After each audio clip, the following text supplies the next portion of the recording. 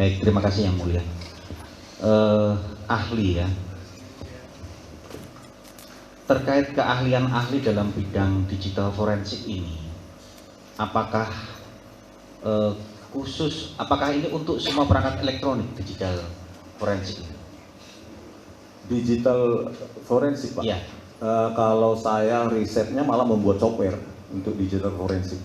Jadi bahkan kalau ini kan cuma operator ya, artinya tinggal menggunakan ekspor selesai. Kalau saya malah lebih detail dari ini, membuat software untuk intelligence data, menyembunyikan data, bahkan lebih rumit dari ini. Jadi ini ya levelnya cuma operator lah sebenarnya. Operator, baik. Ya. Apakah juga termasuk kayak pemeriksaan CCTV bisa dilakukan digital forensik?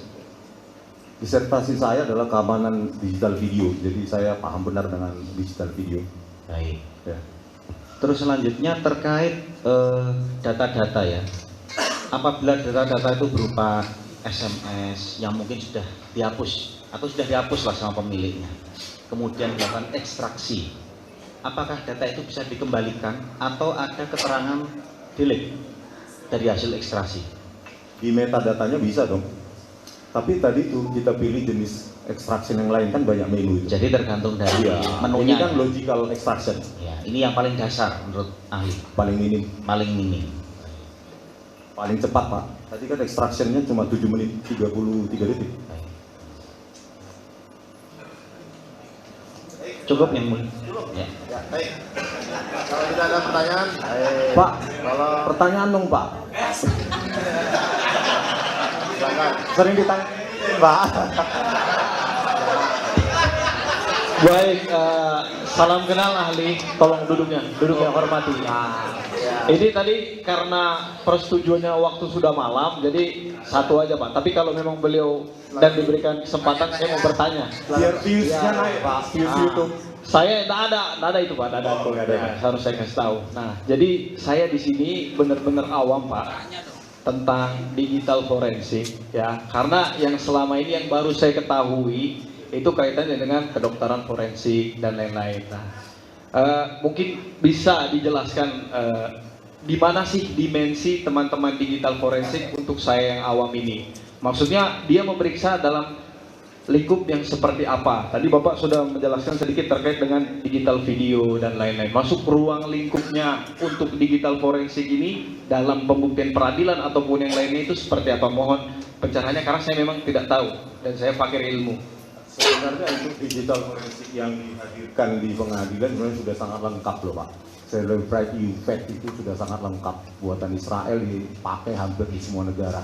Cuma masalahnya adalah integritas moral gitu. Tadi itu kalau datanya mau meringankan terdakwa bisa diotak-atik, apalagi diekspor dengan XML, HTML dan lainnya. Kalau ini PDF ya mungkin agak susah, tapi ini tetap bisa ya didapatkan. Itu tadi bahwa forensik digital itu yang paling penting adalah integritas moralnya. Ya, kita punya kasus yang akan nanti kita bongkar. Ahli forensik digital itu merusak barang bukti digital, mengaku SOP FBI, CIA dan lain-lain. Jadi yang paling penting adalah dia jujur. Gitu. Artinya apa? Semua yang diekstrak, baik memberatkan maupun meringankan terdakwa, jaksa harus menghadirkannya di persidangan supaya ada fair trial, pengadilan yang adil, gitu Pak. Jadi nggak rumit, apalagi pakai ini. Softwarenya ada di biaya rakyat ini, di kepolisian.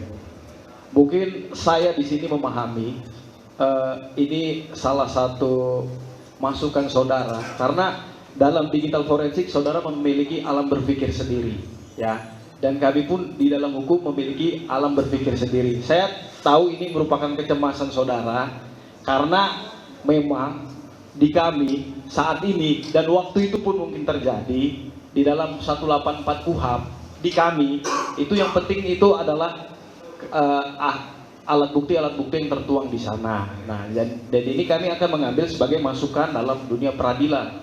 Karena pun tadi setelah kami tanyakan kepada ahli, memang di Indonesia jarang menggunakan SCI, terutama juga yang tadi Bapak ini, yang terbaru. Dan saya memang awam di hukum-hukum pun, saya di kampus jujur baru ini saya menemukan digital forensik. Tapi kan dilampirkan dalam berkas, Pak. kalau Nah, jaksa masalahnya begini Pak, saya nanti kan Bapak diberikan Pertanyaannya aja langsung. Ya, nah, Pertanyaannya aja. Apa Bapak bilang kayak gitu. Kami kan sekarang posisinya bukan yang saat itu.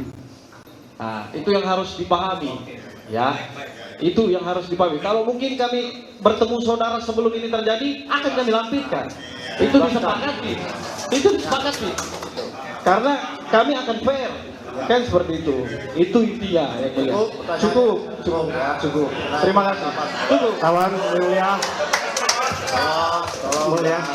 jangan ditanggapi secara berlebihan, ya. Tolong, saya minta tolong sekali lagi. Jadi persidangan masih berlangsung dan tolong jangan ditanggapi secara berlebihan, ya. Silakan, ada yang mau ditanggapi? Ya, saya hanya penutup saja. Apakah ahli menjelaskan semua ini dalam keadaan sadar, jujur, tanpa ada disiksa di persidangan ini? Penting yang mulia, ini prinsip aku si Toyer, penting. Siap. Iya. Tidak ada penganiayaan, tidak ada tekanan fisik sama saudara ya? Definisi scientific crime investigation, ditambah kata scientific, maka itu harus bisa diuji oleh publik. Oke. Harus terbuka dan bisa diuji oleh publik, diseminarkan, dibuat makalah ilmiah. Itu harus bisa diuji dengan publik, bukan tersembunyi. Makanya saya bilang untuk tadi ahli forensik yang kemarin seharusnya dihadirkan, itu diuji publik juga. Saya pun bisa menonton dan menguji keterangan beliau. Terima kasih Yang Mulia, yang keterangan yang bersangkutan sudah dicatatkan di akun. Sangat menarik nih dari ahli. Jadi saya singkat saja. Jadi kalau suatu penyidikan, ya, penuntutan dan kemudian proses persidangan yang tidak didasari oleh saintifik, maka menurut ahli hasilnya akan menjadi miscarriage of justice. Iya Pak, tidak mendapatkan fair trial. Oke. Karena tadi itu bukti yang sengaja dipilih-pilih. Makanya tadi jawabannya forensik digital itu tidak sulit sebenarnya karena operator ya. Yang sulit adalah menegakkan moralitasnya. Jadi tidak milih-milih gitu, bukti yang kuat untuk memberatkan terdakwa cantumkan. Yang meringankan simpan. Moralitasnya yang paling penting, integritasnya yang paling penting. Gitu Pak. Berarti kalau ahli dulu ada, ini para terpidana sudah Selesai. bebas ya. Selesai ya. Oke, terima kasih. Siap. Terima kasih yang mulia. Baik, kalau sudah selesai kita cukupkan sampai sekian karena mengingat waktunya sudah malam, bukan kami tidak ingin melanjutkan sidang ini sampai malam karena berhubung akan dikembalikannya para pemohon ini ke lapas dan mengingat keamanan juga, saya tekankan dari awal seperti itu ya. Ini udah lewat 1 jam karena kita molor juga 1 jam, kami lebihkan 1 jam, kita fair di sini ya. Kami kasihkan Mulia, kami hanya mengkonfirmasi permohonan kami terhadap pemeriksaan setempat sudah di. Oh belum Pak, nanti akan kami pertimbangkan. Kapan terakhir saksinya? Senin mungkin 1 atau 2 kali pertemuan lagi. Nanti kan masih ada Senin. Masih ada Senin. Masih ada Senin, hasil ekstraknya Senin paling lambat. Ya kami usahakan Senin, kalau tidak Senin paling lambat Rabu untuk Kalau berikutnya. nggak bisa Rabu, Jumat. Yang penting ahli memberikan keterangan dalam bebas tekanan gitu Pak. Baik, bisa saya tanya dulu yang mau melakukan ekstrak ini kapan? Kira-kira berapa lama waktu yang saudara butuhkan? Tergantung Pak, kerumitan. Masih running nggak HP-nya? Kan begitu, tergantung kondisi HP juga. Tanya. Kami kasih kesempatan hari Rabu. Hari Rabu ya. Hari Rabu. Ya, dengan bersamaan dengan pembukaan sidang PK atas nama Sudirman. Ya. Hari Rabu, hari Senin karena masih ada saksi maupun ahli yang akan dihadirkan. Terima kasih Pak atas keterangannya atau pendapatnya. Ilmu Bapak sangat bermanfaat bagi kita semua.